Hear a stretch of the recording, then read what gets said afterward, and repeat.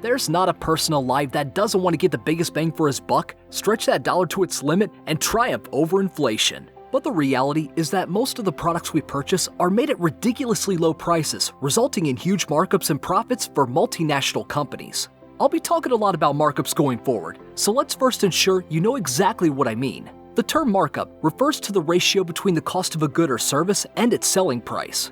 So if something costs $1 to make and sells for $2.50, its markup is 150%. Number 10. Mattresses. Within the furniture industry, the mattress sector is far and beyond the most lucrative, with markup prices varying from the expensive to the extreme. On the low end, buyers can find prices that include a 100% markup. On the high end, mattresses can be marked up by well over 1,500%.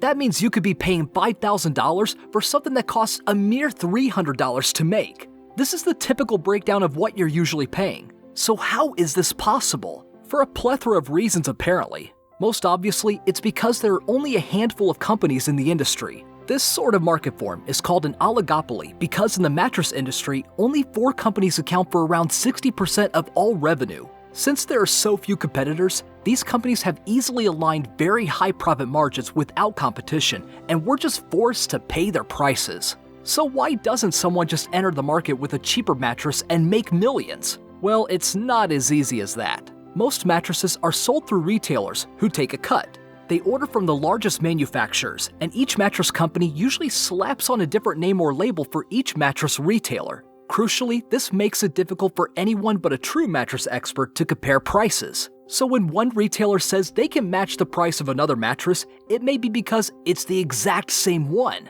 And after all, we only really buy a mattress every 5 to 10 years, so most of us find it hard to gauge its quality. Hardly anyone will feel bad laying on a new mattress when we've been sleeping on a mediocre one for years, so we usually just soak up the salesman's rhetoric that we're getting a good deal. Add to that all the features you likely don't notice, but they upsell you anyway, like extra foam, and you have yet more reasons to add additional margins to the sale. If you need a mattress, I suggest just ordering online. Sure, you won't be able to test it before your purchase, but they are far more transparent and inexpensive. Number 9. Popcorn. Popcorn and movies have always gone hand in hand, but the price of popcorn at movie theaters have undergone massive price hikes over the years as cinemas search out new revenue streams as studios take more percentage points on each new release. AMC and Regal Cinemas are 2 well-known theater companies that retail a small bag of popcorn for $6.50, which costs a mere 35 cents to produce. That equates to a markup of an astounding 18 times the actual production rate.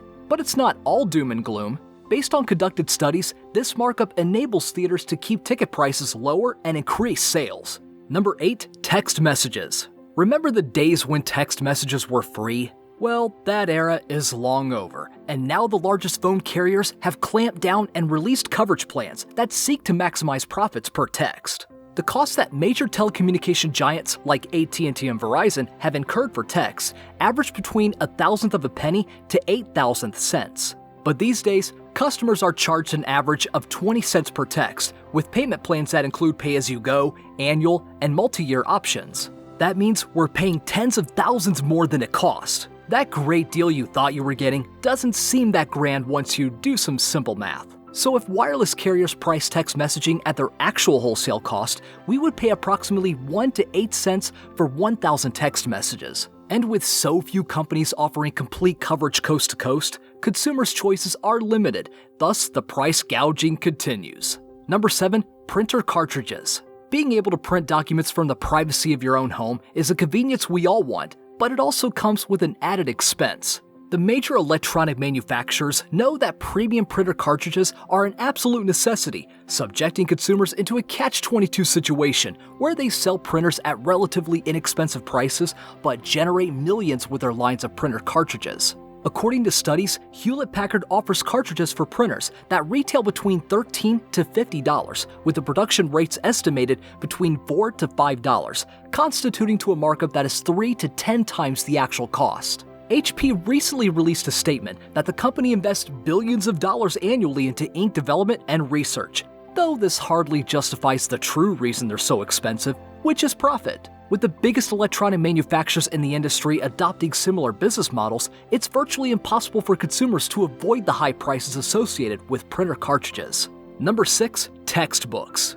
It costs about $11 to print a new edition to the standard algebra textbook, though college students often end up paying a retail price of over $200, a markup more than 20 times the manufacturing fees.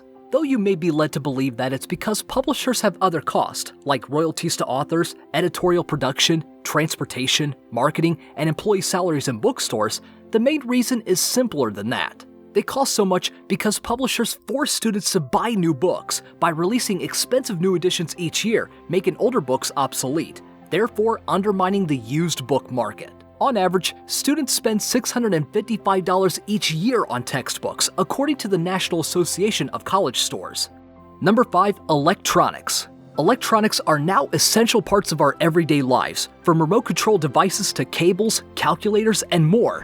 One particularly expensive device is the graphing calculator. Texas Instruments is the leading manufacturer of these devices. Their production costs range between $15 to $20, but at retail, their TI-83 graphing calculator sells anywhere from $100 to $140, a markup price that is typically 7 times more than manufacturing cost. They could do this because textbook publishers often provide exercises that coincide with specific calculators and their functions, necessitating students to purchase a specific device regardless of price. Other electronics, like TVs and video game systems, don't turn huge profits for electronic stores, so they turn to their accessories to maximize profits.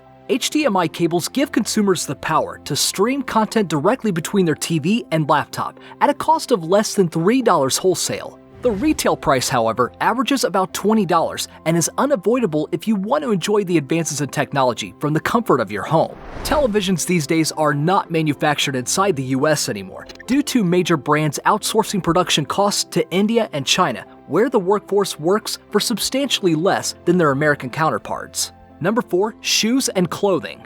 The price we pay for clothes can vary dramatically from brand to brand, but one component that remains the same is the markup of items purchased. A typical polo shirt costs around $5 to make, but will sell for $14, a markup of 180%. The major costs include materials and transportation, with only around 2% of the wholesale costs going to the workers. There are only a few companies that can make the Made in the USA claim, as the majority of clothing brands opt for manufacturing overseas in other countries, like Vietnam and Bangladesh, where the labor rate is around $2 an hour, compared to the average US rate of $20 an hour. The cost to make a pair of American-made jeans, like True Religion for example, are around $50, but the retail price comes in at $335. The company factors in the cost of running stores, shipping, marketing, and other overheads to justify the markup of nearly 7 times the actual production rate. Another area where exorbitant retail prices abound is the shoe industry, with most major brands significantly market up prices to cover endorsement deals, international production, and marketing cost. Nike's Air Max, for example, carries a production cost of only $33, but retail for $190, a 600% markup that consumers are obviously willing to overlook. Similarly, the Yeezy Boost 750 costs around $76 to make, but retails for $350. As long as there remains a hungry market for premium footwear, these prices will continue to hold. Number 3. Seasonal gifts. A cheap card typically costs $1 or $2, and premium cards can go for upwards of $8. But isn't that really expensive for something that is essentially just paper with some ink on it? Yes, but not as much as others in this video. Usually the markup on a card is around 50 to 100%, which means that on the high end, something that costs $6 might cost around $3 to make. As usual, the reason is economics. The main reason they're so cheap to make is because the lack of competition in the retail space. Hallmark and American Greetings are the giants of the industry, cornering over 90% of the market, which means they can easily gouge the market and charge as much as consumers will pay. Startups who try to compete down card prices are warded off by the deep relationships that the major manufacturers have with major paper companies and distributors. They also prefer to charge a few dollars per card as a marketing tactic to encourage consumers to substitute up. Think about it, if the cheapest card was $3.99 as opposed to 99 cents, then you're more likely to switch to the $7 premium card if you were swaying to that design anyway. Also, they are not as cheap to produce as you may think, especially the premium ones. Companies employ a lot of people to brainstorm, design, and assemble them. Also, their specialist printers are not cheap, and paper costs are rising. That's why you won't see much cheaper prices online. Just as the gift card industry is controlled by relatively few companies, so is another seasonal staple, floristry and roses. During the peak season for rose sales, specifically around Valentine's Day, you'll pay an average of 100 to 300% markup to buy roses. Apart from increased demand, part of the reason is that 80% have to be imported from other places like Colombia and Ecuador, and this is why prices can vary so much. In Los Angeles, where local growers supplement the import market and drive down prices, wholesale prices increase from 70 cents per stem to $1.85 per stem. At retail, they'll go anywhere from $3 to $6. However, New Yorkers have to import their roses, and hence, wholesale prices swell from $1.50 to $2.50 during Valentine's, and retail prices typically rise from $5 to $9. According to bradsdeals.com, the optimal time to buy roses for Valentine's Day is around January 15th to lock in a lower price, as they inevitably get more expensive the longer you wait. Number 2. Drinks. We're all cereal drinkers, from breakfast through dinner, from filtered waters, coffees, smoothies, beer, wine, and beyond. With such a high demand, the industry has a variety of practices in regards to pricing their products. Bottled water is one of the largest growing areas in the industry, which passes on huge markups from leading manufacturers. On average, we pay 300 times the cost of water whenever we buy a bottle of tap water. According to the American Water Works Association, bottled water is 2,000 times the cost of tap water when taking into account the fact that the majority sold are 16-ounce bottles. Obviously, drink companies have costs of the bottle itself, distribution, and marketing, but that's still an incredibly high markup. Carbonated drinks also have high markups. Coca-Cola's carbonated beverages dominate the market and retail from 50 cents for a can with material cost of well below 10 cents, which is a markup of 5 to 12 times the production cost. As a leader in the industry, Coca-Cola could charge a lot to consumers because they're selling us experiences and not liquids. They spend a lot of time on marketing and transporting their products too. Number 1. Apple iPhones. Most of us cannot live without our smartphone, and Apple leads the market in this realm. Though Apple never releases actual production costs, however, according to analysis by research firm IHS Markit, the base model of the iPhone X with 64 gigs of storage cost approximately $370.25 in raw parts. Then it's sold for just under $1,000, so the markup is around 170% without taking all other development and design costs into account. That's actually a lot more expensive than previous models, as Apple has really paid a premium for parts of the flagship model. For example, the iPhone 6 Plus cost around $215 to make, whereas the cost of retail is $749, a markup of 250%. Still, it's not as much as other phones. The Galaxy S8 is said to cost around $307.50 per unit to make, and they retail just over $700, so the markup is a lot lower at 130%.